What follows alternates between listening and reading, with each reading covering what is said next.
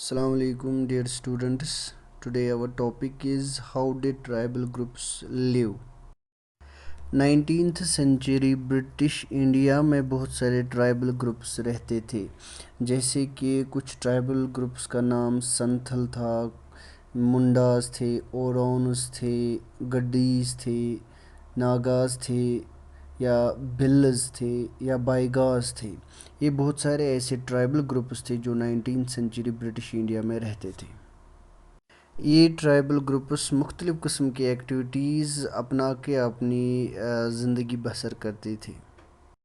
यहाँ पे मैंने एक थोड़ी बहुत पिक्चर भी रखी है, आप देख सकते हो कि कैसे ट्राइबल ग्रुप्स मुख्तलिफ़ किस्म के फॉरेस्ट प्रोडक्ट्स को, या यहाँ पे असल में वो लीव्स ले जाते हैं प्लेट्स बनाने के लिए।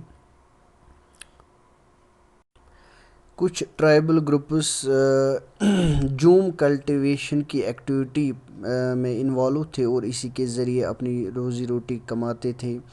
जूम कल्टीवेशन का असल नाम है शिफ्टिंग कल्टीवेशन या स्वीडन एग्रीकल्चर। जूम कल्टीवेशन का एक और नाम स्वीडन एग्रीकल्चर के अलावा स्लैशेस एंड बर्न एग्रीकल्चर कहा जाता था। जूम कल्टीवेशन में ये ट्राइबल ग्रुप्स जो थे, ट्राइबल पीपल जो थे, ये किस तरह कल्टीवेशन करते थे।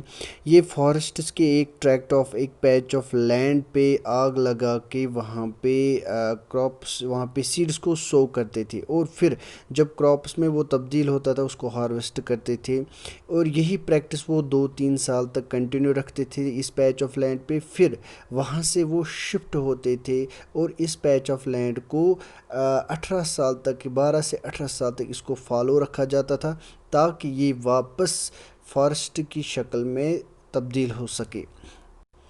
इस जूम कल्टीवेशन में वो आग किस तरह लगाते थे, वो ट्री टॉप्स को जलाते थे और फिर वहाँ पे जो ग्रास मुख्तलिफ़ किस्म के वेजिटेशन होते थे वो जल जाते थे और फिर वो ऐशेस में तब्दील हो जाते थे। और ऐश क्या करता था, ऐश जो होता है, राख जो है, वो सॉइल फर्टाइल करता है, ये एज ए पोटाश काम देता है।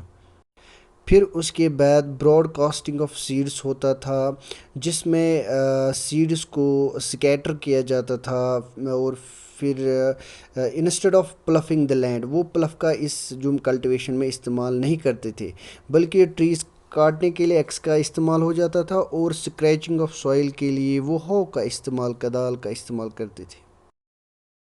जूम कल्टीवेशन के अलावा कुछ ट्राइबल ग्रुप्स हंटर्स और फूड गैदरर्स थे। खोंडस ट्राइबल पीपल जो थे, जो उड़ीसा में रहते थे, यही कलेक्टिव हंटिंग भी करते थे और फिर मीट को डिवाइड भी करते थे। ये फॉरेस्ट से फ्रूट्स और रूट्स कलेक्ट करते थे और फिर अपना जो खुराक है वो कुक करते थे उस ऑयल के ज़रिए जो साल और माहौल से हासिल किया जाता था। ये बहुत सारे श्रब्स और हर्ब्स का इस्तेमाल करते थे मेडिसिनल पर्पस के लिए और बहुत सारे फॉरेस्ट प्रोडक्ट्स को बेचते थे लोकल मार्केट्स में। इसी तरह बहुत सारे लोकल वीवर्स और लेदर वर्कर जो थे वो इन्हीं खोंड्स के पास जाते थे और वहाँ से कुसुम और पलाश का सप्लाई हासिल करते थे, क्योंकि ये चीज़ें जो थी ये क्लोथ्स और लेदर को कलर करने के लिए इस्तेमाल किए जाते थे। यहाँ पे आप देख सकते हो कि कैसे किस तरह ये मुख्तलिफ़ किस्म के फॉरेस्ट प्रोडक्ट्स लेते थे लोकल मार्केट्स, लोकल ट्रेडर्स तक। इसी तरह कुछ ट्राइबल ग्रुप्स एनिमल्स की हर्डिंग और रेयरिंग करते थे और इस चीज़ के लिए वो एक जगह से दूसरी जगह मूवमेंट करते थे, जैसे कि one Gujjars of Punjab, Lambadis of Andhra Pradesh, ये कैटल हर्डर्स थे। इसी तरह ये गड्डीज़ जो थे वो शफर्ड्स थे। बकरवाल जो कश्मीर के थे ये गोट्स रेयर करते हैं।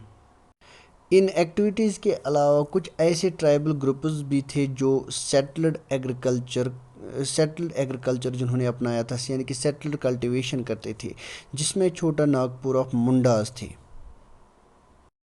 ब्रिटिश ऑफिशल्स इन सेटल्ड ट्राइबल ग्रुप्स को, जैसे कि संथल्स, गोंड्स, मुंडास, इनको सिविलाइज समझते थे।